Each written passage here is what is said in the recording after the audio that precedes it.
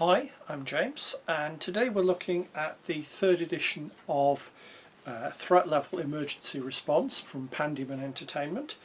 Now, I've picked up the previous two editions. They are quite an interesting set of rules because first of all, they're intended for solo play, and secondly, there is a different emphasis on this. It's not a military game. It's basically there to represent games using the emergency services. So let's have a quick look through. It's a nice, quite glossy book, easy to read. It's, as you can see, much larger than the previous edition, which makes it so much easier to read. It's bigger font.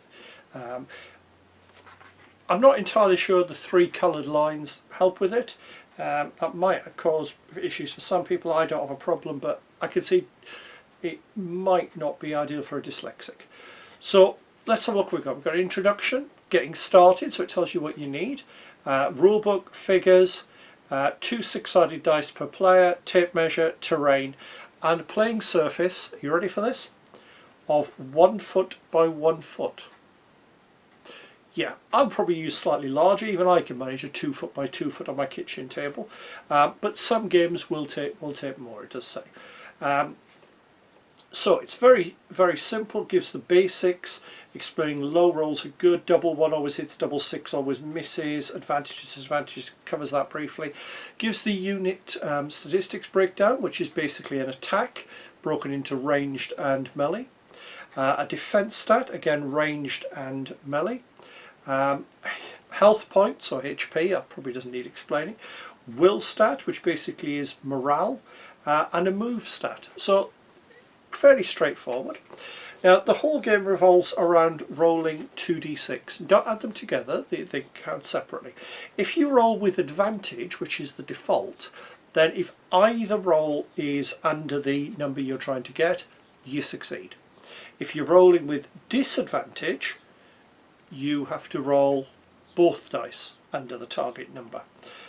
So fairly straightforward. So it gives examples of disadvantages, which are a failed morale test, behind cover but when being shot at, but they can see part of the figure, miniature isn't skilled with the weapon, and under half hit points. So that they are fairly straightforward there.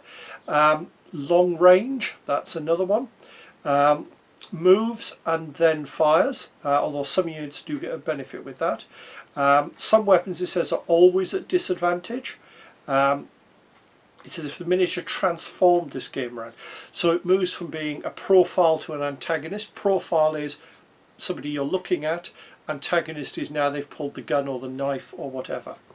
And it says there, if it fails its complacency check. Complacency checks are used at the start of some scenarios and basically are, you're not really paying that much attention.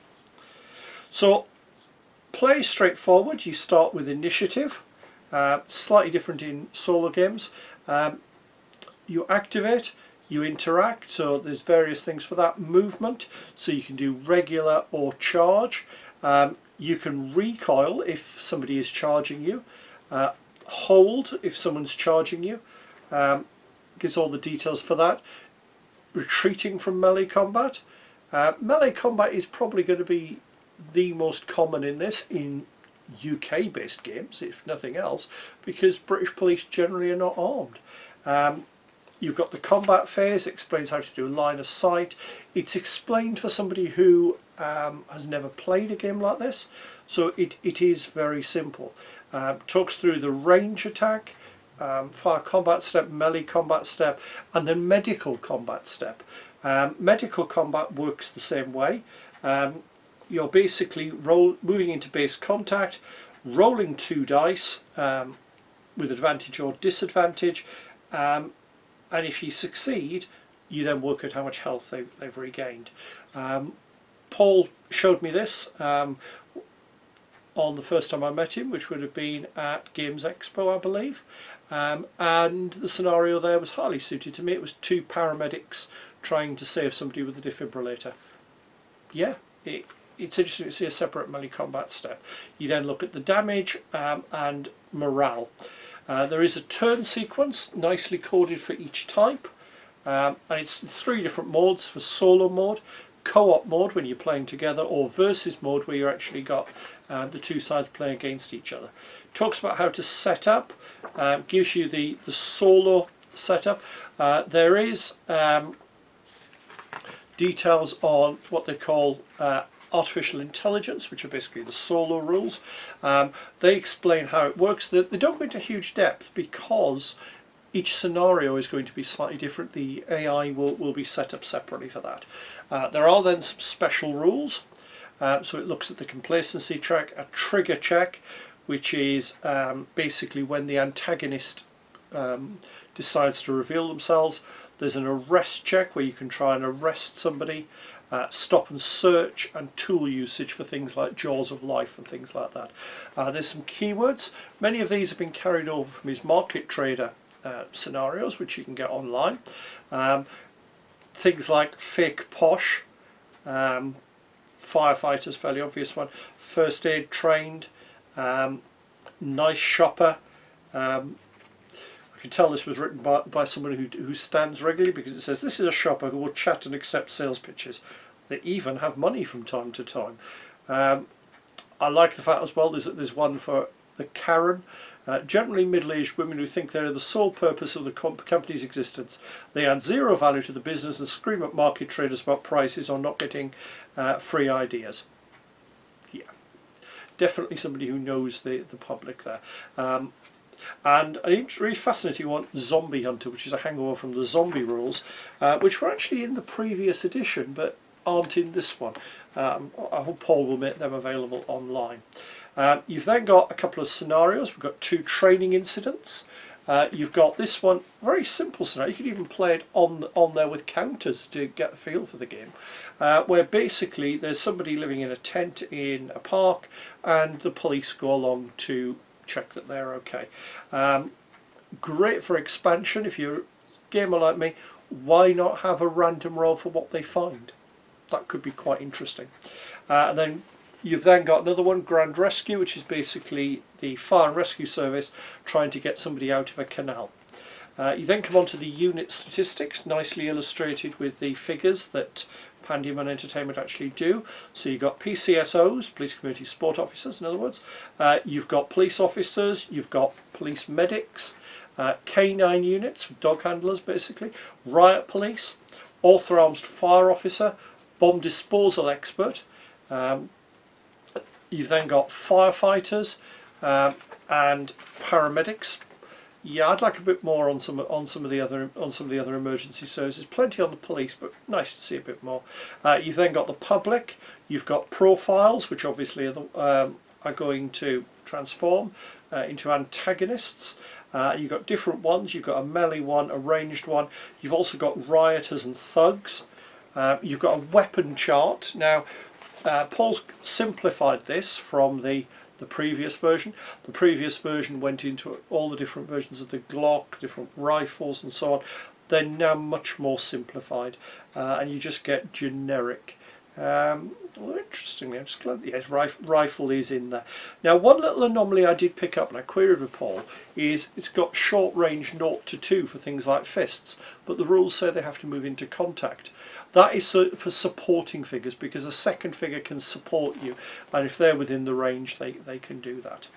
And then at the back, you've got the credits. So it's a nice little book. It lends itself well to campaigns, and there is a very good black scenario he's written for Halloween online, which uses all 3 emergency services. I like that one. It's very black, but it makes you think a little after you've played it. Definitely would recommend that. There are scenarios on Drive-Thru RPG, and I believe it's on Drive-Thru RPG or Wargames Vault, I'd have to check now. And they're also on Pandyman Entertainment's webpage, which I'll put a link to in the description. Hopefully you found that interesting. It's definitely one of those games that's worth a look, if nothing else for the, ooh, that could be interesting. And you can even do it some interesting surprise ideas. I quite like the fact that the previous edition, as well as the zombie rules, actually had rules for the US Air Force Police. My devious mind is already thinking World War III, here we come. Set the players up with a nice little scenario with rioters, and then suddenly spring some special forces attacking them. That might be an interesting game. You never know. If there's enough of an interest and people comment, I might even write that one up.